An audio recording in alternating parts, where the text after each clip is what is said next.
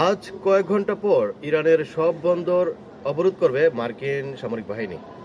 মার্কিন সামরিক বাহিনী বলেছে সোমবার থেকে তারা ইরানি বন্দরগুলো অবরোধ করা শুরু করবে।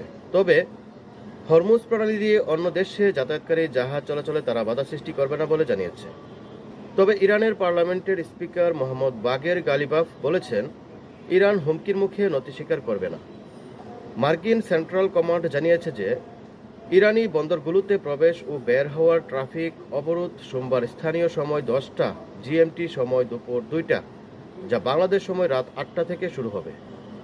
মার্কিন প্রেসিডেন্ট ডোনাল্ড ট্রাম্প বলেছেন হরমুজ প্রণালী পুনরায় খুলে দিতে ইরানের ইচ্ছাকৃত ব্যর্থতার জবাবে তিনি এই নির্দেশ দিয়েছেন।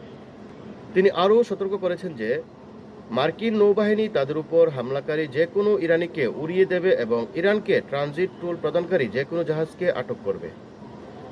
এই উত্তেজনার ফলে তেলের দাম বেড়ে $100 উপর উঠেছে। পাকিস্তানে শান্তি আলোচনা ব্যর্থ হওয়ার পরই এই পরিস্থিতির সৃষ্টি হয়। মিস্টার ট্রাম্প জানিয়েছেন যে ইসলামাবাদে ইরানের সাথে সরাসরি আলোচনা ব্যর্থ হয়েছে কারণ ইরান তাদের পারমাণবিক উচ্চাকাঙ্ক্ষা ত্যাগ করতে অনিচ্ছুক। ইরানের রেভলিউশনারি গার্ড কোর জানিয়েছে যে হরমুজ প্রণালীর দিকে অগ্রসর হওয়া যে কোনো সামরিক জাহাজকে বর্তমান যুদ্ধবিরতির লঙ্ঘন হিসেবে গণ্য করা হবে।